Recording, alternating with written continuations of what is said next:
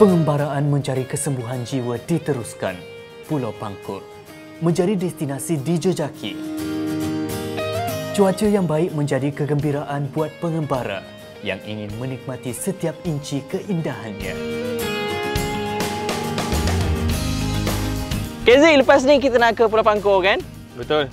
Sekarang kita dekat mana? Marina Island. JT Complex. Betul. Siapa-siapa yang nak pergi ke Pulau Pangkur, dia ada dua tempat, Lumut dengan Marina Island. Tapi Haziq memang suggest dekat sini. Sebab apa? Sebab dekat sini ada banyak tempat tangkap gambar. Oh, tak apa pula? OOTD. Nak ambil gambar macam tu lah. Betul, betul. Dan bila kita sampai di Pulau Pangkur, kita nak check in dan mulakan pengembaraan kita. Nak belajar pasal tempat-tempat sejarah dan juga ambil ibrah pengajaran di setiap tempat tu. Tapi jom. Sabar dulu yang tu. Sekarang kita nak enjoy dekat sini. Dekat sini dulu nak Jom. Betul, jom kita Seperti mentari yang bersinar, begitu jiwa kami. Jika hati telah bersinar, kedukaan akan berlalu.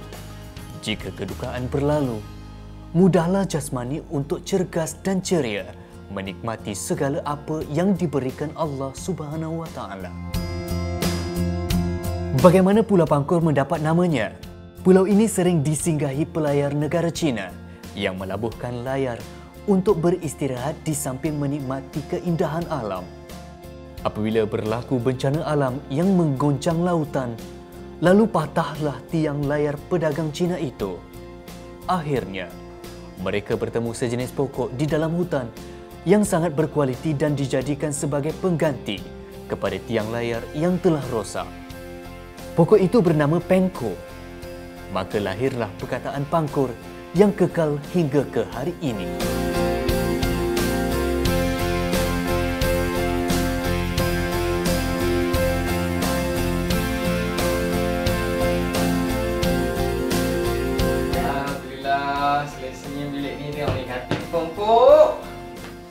Dan lepas ni Jalal dan Haziq nak pergi ke Kota Belanda untuk belajar sejarah di sana. So, kita nak mandi-mandi dulu.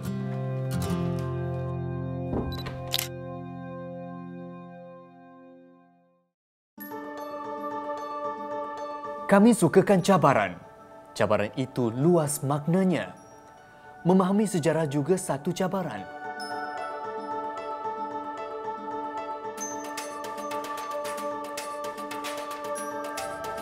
Dan kalau anda boleh lihat di sini, Kota Belanda telah pun dibina pada 1670 lagi, Haziq. 1670? Ya. Maksudnya batu-batu ni daripada 1670 ke? Sebenarnya tak. Ada kisahnya. 1670 dibina, tapi tahun 1690 ianya telah pun dibakar oleh penduduk tempatan di sini sebab mereka tak setuju dengan cara perolehan biji timah yang Belanda buat ni kerana tidak berpuas hati dengan Belanda pada ketika itu. Tahun 1690 terbakar, tahun 1743 dibina semula oleh Belanda.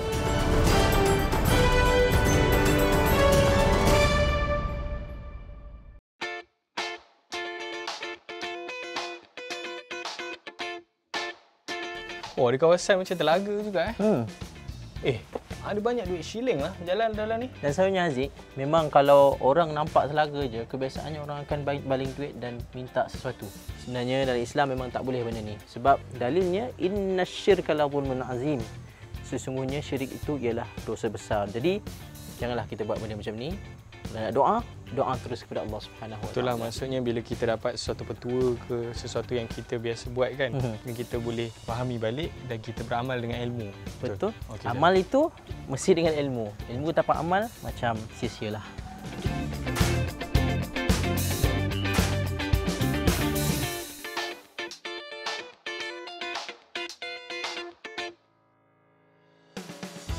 Penat Haziq. Tapi nasib baik dalam berat penat ni masih boleh lagi tengok alam ni yang indah. Itulah Jalal, alhamdulillah kan. Bila kita banyak mengembara dalam negara ni kan, Haziq rasa Haziq nak menyimpan duit lagi banyak. Supaya Haziq boleh mengembara lagi untuk menikmati keindahan alam. Betul Haziq. Tapi cakap pasal simpan, MBSB Bank sekarang ni ada kempen baru. Nama dia Simpan Berganda, Menang Bergaya. Oh, simpan duit boleh menang? Ya, betul. Haziq tengok ni, alang-alang Haziq dah terfikir nak simpan duit, bolehlah sertai kempen ni.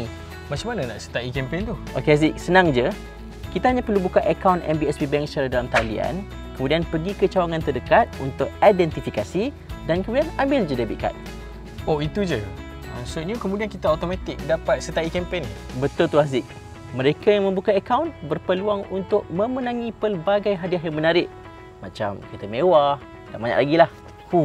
Kalau kempen macam ni, Haziq rasa memang berkobar-kobar lah Haziq nak simpan duit. Kempen ni sampai bila? Okey, kempen ni sampai 31 Mei 2022 sahaja. Jadi, sempat lagi ni nak daftar. Buat apa tu Haziq? Kempen baik macam ni Jalal. Kita nak kongsi dengan rakan-rakan. Haziq tengah nak share dengan kawan-kawan lah ni. Okey. Boleh. Tapi sekarang ni kita dah tak cukup masa ni. Kita nak pergi tempat lain lagi. Banyak lagi yang menarik. Betul lah tu. Apa nanti balik Haziq share lagi dengan korang. Jom.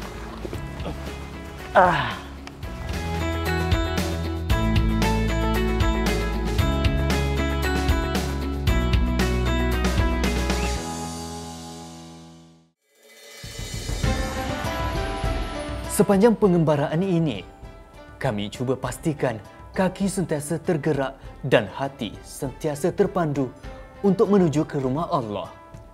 Berada di masjid, jiwa menjadi tenang. Masya Allah, cantiknya Haziq. Tu Jalal, subhanallah, cantik masjid ni. Kalau Jalal nak tahu, nama masjid ni ada 3. Masjid Al-Khairiyah, Masjid Cina dan juga Masjid 1000 Doa. Sebab dekat dinding ni diukirkan 1000 doa berdasarkan hadis dan juga ayat Quran. Dari Nu'man bin Bashir, dia berkata, Rasulullah SAW bersabda, sesungguhnya doa adalah ibadah. Kemudian baginda membaca firman Allah, berdoalah kepadaku, nescaya akan kuperkenankan bagimu. Surah Al-Ghafir ayat 60. Hadis riwayat Ibnu Majah.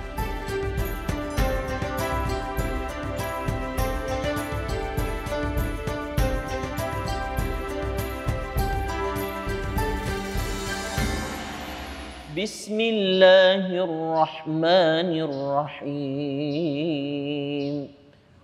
وَإِذَا سَأَلَكَ عِبَادِي عَنِّي فَإِنِّي قَرِيبٌ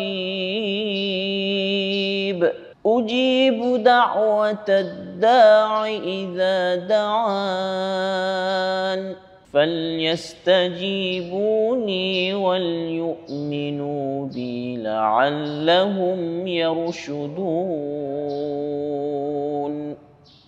Sadaqallahul Azim.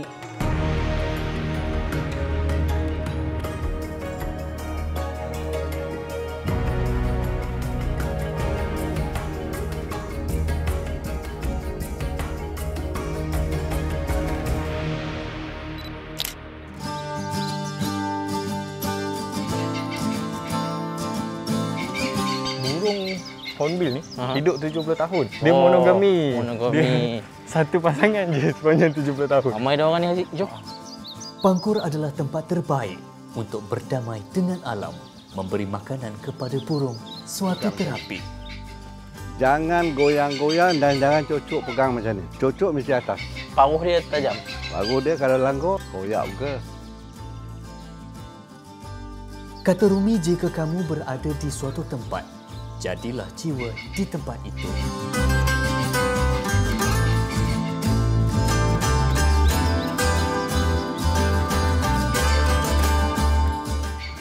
Allah.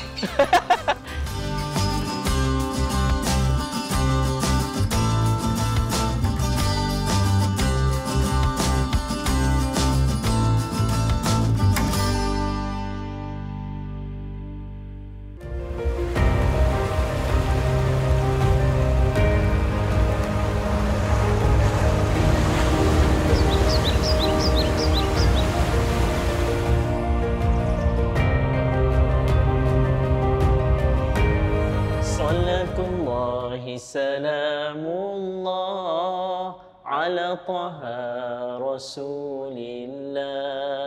Salatullahi salamullah ala yasin habibillah. Salatullahi salamullah ala yasin habibillah.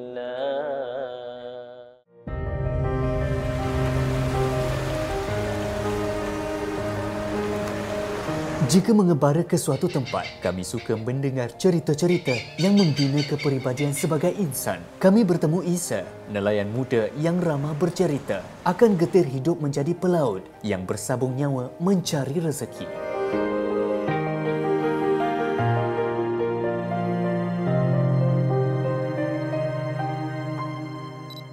Abang berapa lama dah bang sini? Allah Akbar. Abang kira sejak lahir lah kira. Oh, memang orang sini. Sejak lahir orang sini, memang orang sini. Sekarang cuaca tak menentu kan. Ya, betul. Semalam pun hujan. Betul. Jadi apa sebenarnya cabaran paling utama? Mungkin pernah ada apa musibah ke di laut?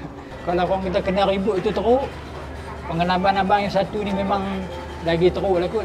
Antara hidup dan mati. Pengalaman abang karam di laut selama 5 jam. Karam lah. Ya, Karam? Karam. Tenggelam? Tenggelam.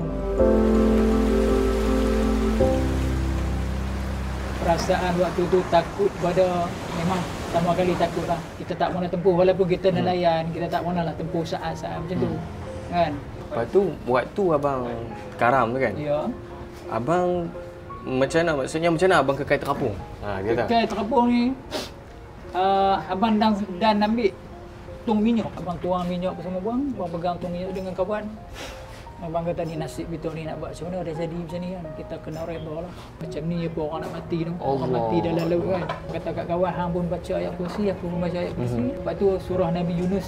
Oh. La ilaha illa anta subhanaka inni kuntu minaz zalimin tu. Yang tu doa Nabi Yunus dalam perut ikan kan. Jangan putih kata sampai orang datang selamat kita. Nak jadikan cerita, tiba-tiba dalam ayat lagi nak tenang, tung ni timbul balik. Allah. Bila timbul, kawan abang pergi berenang ambil. Bila dah hanyut jauh, kami terpisah. Lepas tu dia jerit. Dia panggil, "Ce, tolong aku, Ce. Aku dah tenggelam ni. Aku dah makan ayam banyak ni." Lepas tu abang pun nekat lah. Kan, duk kata tak apalah, abang pergi dekat dia. Selamatkan dia. Dalam hati kata malam ni kalau nak mati pun mati bersama. Allah. Dalam hati kita kan. Tu kawan memang kawan baik abang. Sahabat. Jadi bila abang pergi tu, tak apa. Seperti laut, rezeki itu dugaan.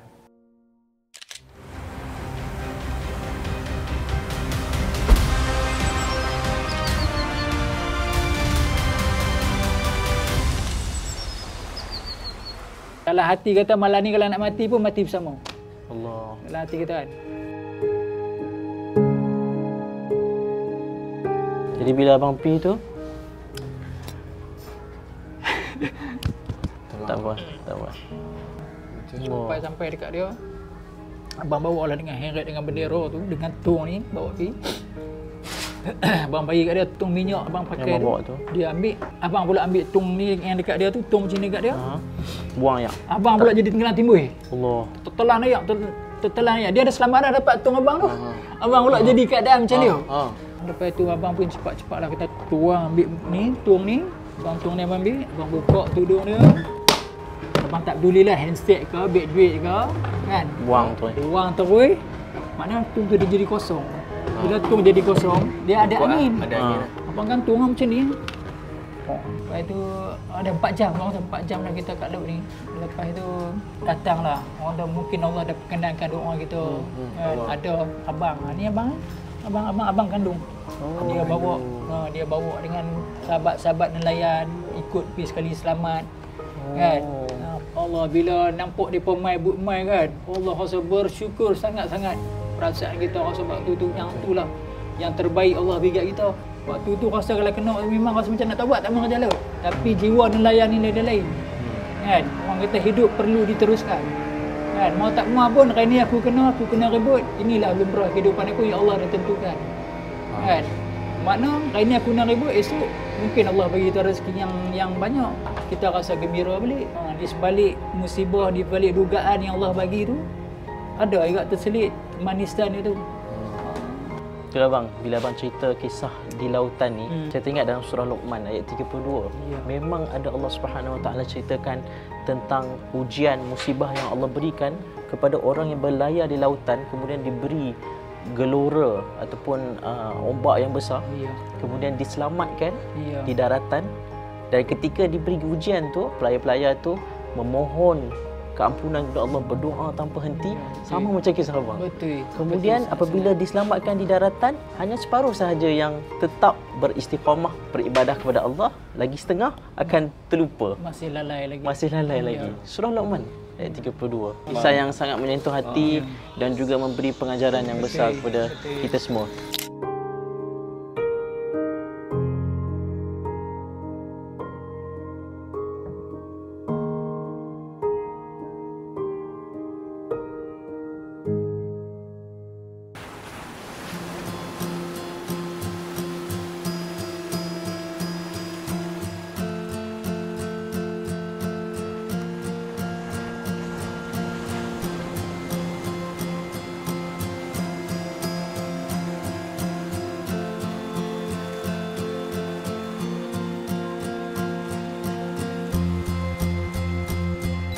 Aziz, bila tengok lautan ni kan, sebenarnya Jara rasa lautan ni adalah satu benda yang sangat menakutkan.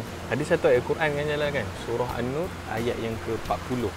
Itu mafhum dia, ayat dia panjang, ada satu part dia, lautan ni gelap gelita yang bertindih-tindih. Maksudnya lagi bawah tu makin gelap. Dan kalau kita tengok daratan ni sebenarnya berapa persen je kan? Betul. Lautan 70%. Bila Jala cakap macam tu, Haziq macam meremang bulu roma, dan Haziq rasa macam sehebat mana pun kita, itu terlalu kita panggil limited dan tak sampai nak kata secebis daripada keilmuan, keindahan alam ni kan. Betul. Jadi rasa macam takjub, rasa macam kagum. Berbalik kepada surah Ar-Rahman tu kan, fabi ayyi ala rabbikuma tukadziban.